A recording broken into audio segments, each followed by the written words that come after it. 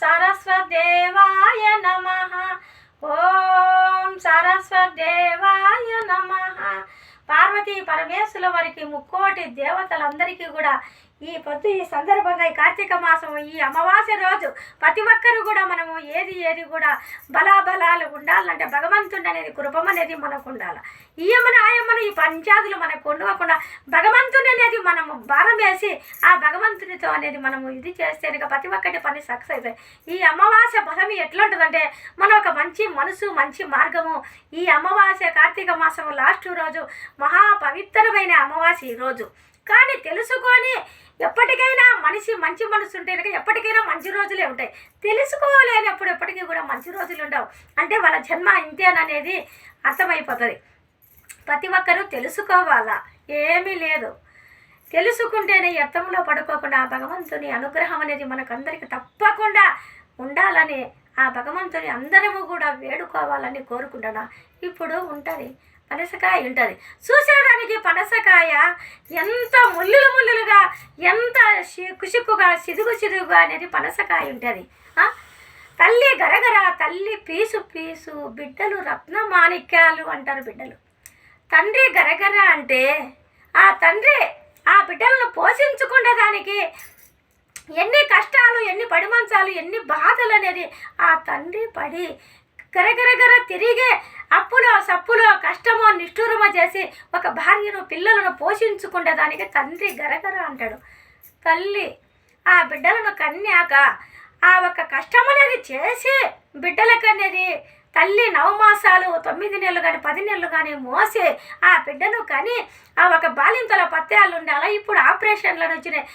ఇప్పుడున్న ఆపరేషన్ అన్నా చేసి డబ్బులైనా తీస్తారు. అప్పట్లో ఎంతో నొప్పులు పడి తల్లి ఎన్ని అగసాట్లు పడి కన్న బాధలు పడి ఆ బిడ్డను అనేది ఆ మురికిలో నుంచి బిడ్డను గడ్డన వెంటే ఎన్నో కష్టాలు.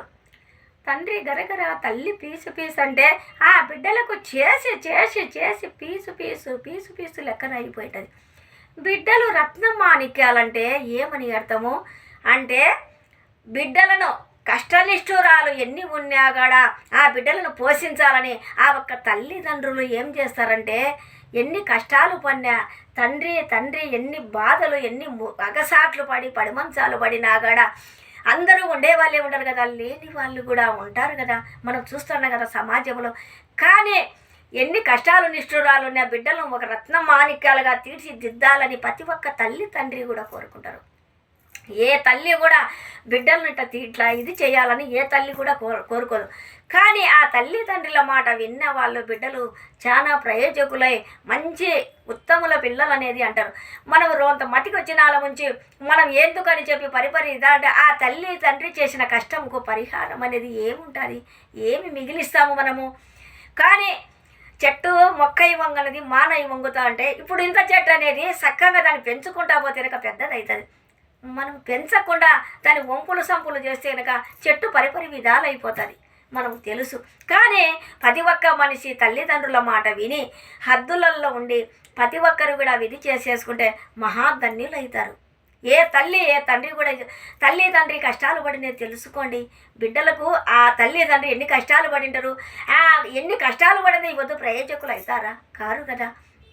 కానీ ఒక ప్రయోజకులు అయినాక ఆ ఒక్క తల్లిదండ్రులకు అనేది కూడా గౌరవం ఇచ్చి విలువవి ఇచ్చి మనిషి అనేది ఒక ముందడుగేసి ప్రేమ అనురాగంతో ఒక ఎందుకంటే ఏమిటికమ్మా ఇట్లా చెప్పుతాడని ప్రతి మనిషి మీరు ఆలోచన చేయకండి. ఒక భగవద్గీత కానీ రామాయణంలో కానీ దాంట్లో ఏమి ప్రతి ఒక్కటి ఒక మాట కన్నా ముందు మాట కన్నా వెనక కానీ ముందు కానీ వెనక కానీ మనిషిలో అనేది ఒక అహంకారం లేకుండా మనిషి ముందడుగు వేయాలని ఆ భగవంతుని నేను కోరుకుంటున్నా. ఏ పొద్దు మనిషికి అహంకారం లేకుండా ఒక నవ్వడము ఒక నవ్వించడము ఒక భోగం, నవ్వలేకపోవడము ఒక రోగం. అది మనిషి అనేది జీవితంలో వ్యర్థములు పడుకోకుండా తెలుసుకొని ముందడుగు వేయాలని ఆ భగవంతుని ప్రతి ఒక్కరూ మనం ఏడుకోవాలని కోరుకుంటున్నా. తల్లిదండ్రులు మనకు అంతా చేసి అన్నీ చెందినాక ఏమి అవుతుంది? కానీ ఆ తల్లిదండ్రుల విలువ అనేది ఆ మాట నిలబెట్టే అంత కొడుకులు కానీ ఆడబిడ్డలు కానీ లేరు.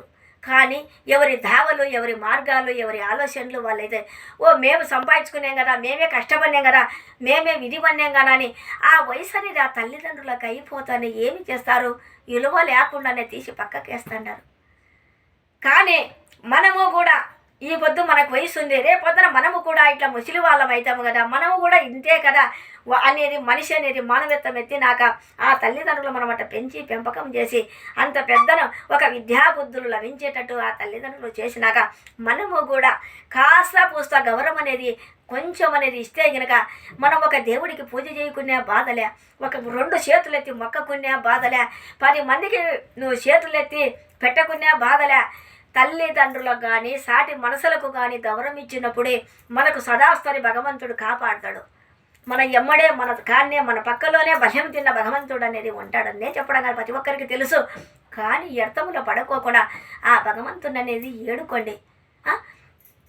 సంపాదన అంటే యాడికని ఎక్కడని ఏమి చేసేసినాడు, తల్లి తండ్రి ఇద్దరు కోల్పోయినారు. ఇద్దరు కోల్పోతానే ఆ ఒక్క బిడ్డ ఏం చేసేసినాడు, దిక్కు మాలోకము తెలియక ఎక్కడ కష్టం చేస్తామనేది తెలియక చెందగా అప్పుడు ఏం చేసేసినాడు, ఒక దావ పట్టుకొని ఏమి మార్గము, ఎవరు ఇప్పుడు తల్లి తండ్రి కోల్పోతే గనక ఒక దేశం కోల్పోయినట్టే. బిడ్డలకు ఎవరు దావకు తీసేటోళ్ళులే, ఎవరు ఏమి ప్రేమానురాగాలు చూపారు.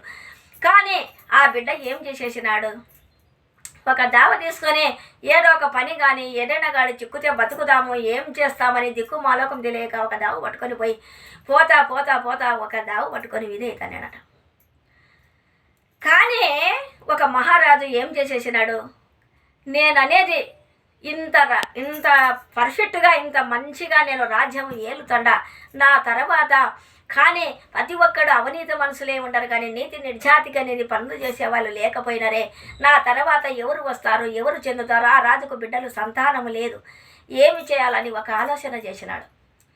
కానీ ఒక ఆలోచన చేసి ఏం చేసేసినాడంటే ఆయన ఒక్క మూట విత్తలి సామాను, ఒక్క మూట వెండి సామాను, ఒక్క మూట బంగారు సామాను, ఇంకా ఆయన బట్టలు గిట్టలు లగ్గి చేసుకొని ఒక ముసిలివాడు తిన్నా, ఒక రాజు తిన్నా లేకుండా ఒక ముసిలివాడు తిన్నా, ఒక బిచ్చగాడి తిన్నా ఆ రాజు ఒక దేశం పట్టుకొని పోతా అంటే ఎక్కడ మంచివాడు ఎక్కడ జిక్కుతే వాడే రాజును నిలబెట్టాలా, ఈ పదవిలో నిలబెట్టాలి. అంటే రాజుకు వయసు అయిపోయినాక ఏమి చేస్తాడు, నిలబెట్టాలని ఒక ఆలోచనతో ఏం చేసేసినాడు, ఆయన దావ తీసుకొని వస్తా వస్తా వస్తా ఉన్నాడు.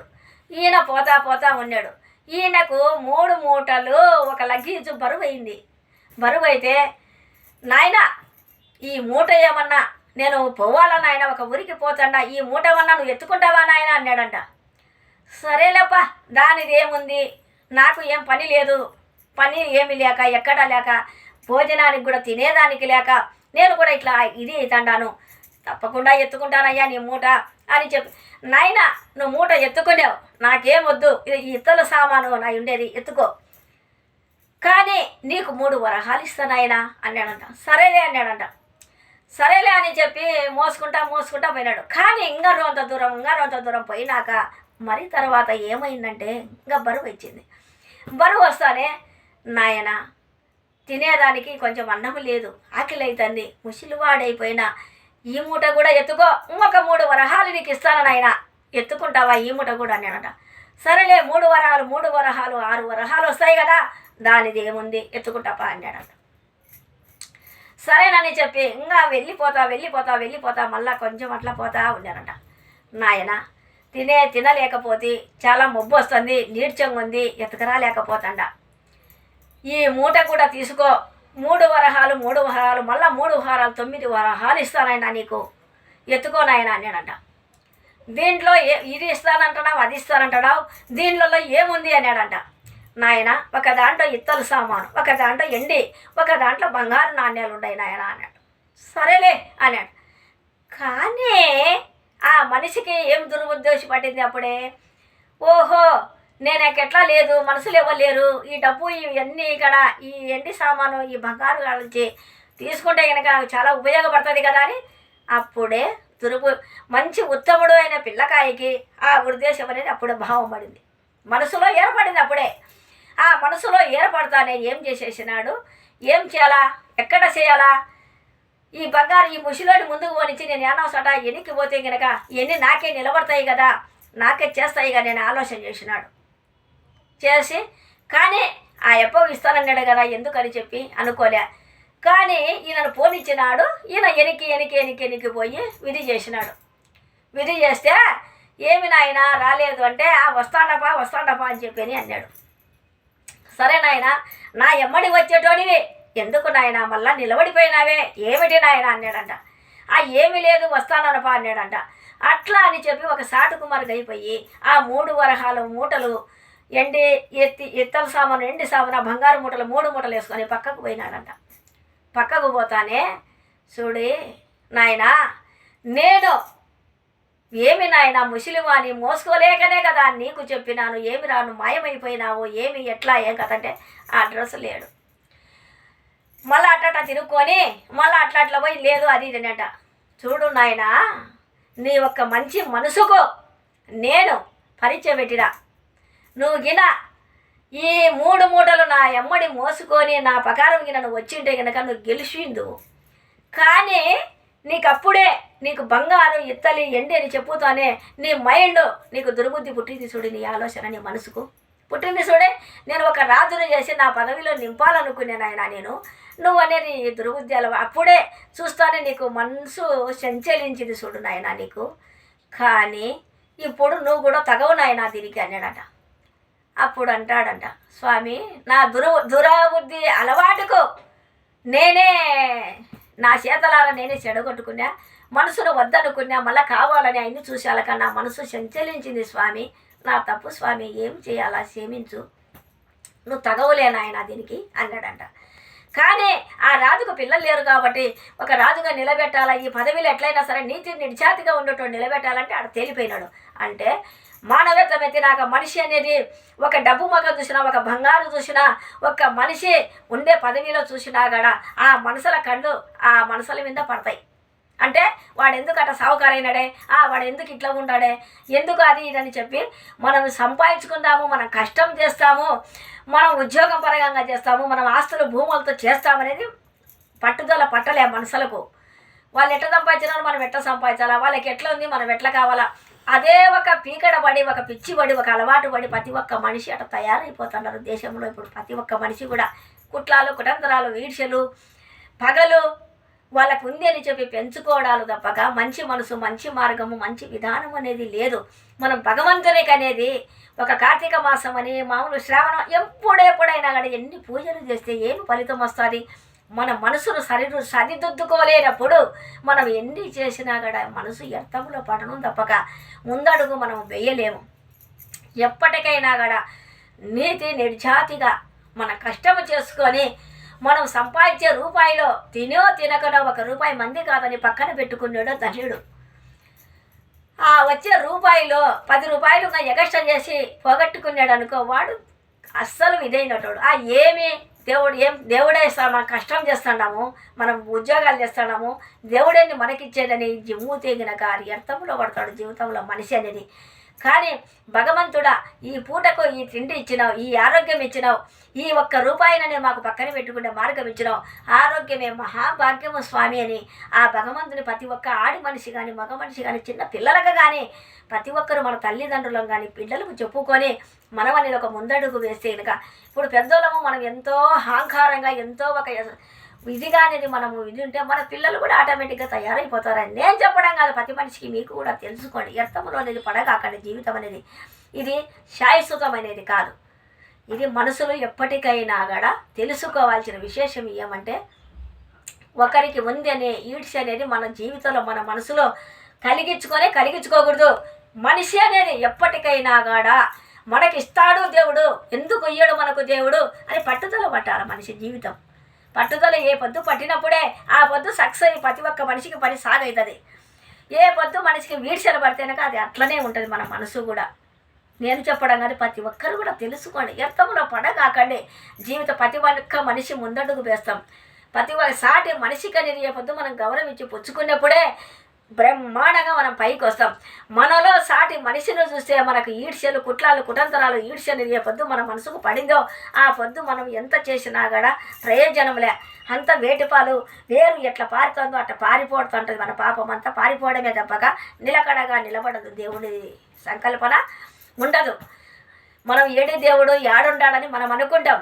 మన మనసులోనే, మన ఆత్మలోనే, మన పక్కలోనే భగవంతుడు అనేది తప్పకుండా ఉంటాడు. మన మాట్లాడే మాటలోనే మనకు భగవంతుడు సంకల్పన మనకు ఉంటుంది. అది నేను చెప్పడం కాదు, ప్రతి ఒక్కరు కూడా తెలుసుకొని వ్యర్థములో అనేది పడగాకండి. జీవితం ఇది శాశ్వతమైనది కాదు.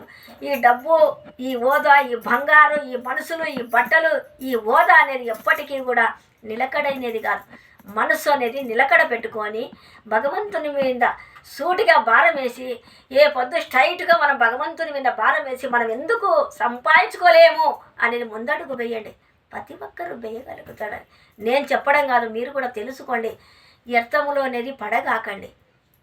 ప్రతి ఒక్క మనిషి బాగుపడాలా, ముందడుగు వేయాలా, ఆ భగవంతుని సంకల్పన అందరూ కోరుకోవాలా, అందరూ హ్యాపీగా ఉండాలా.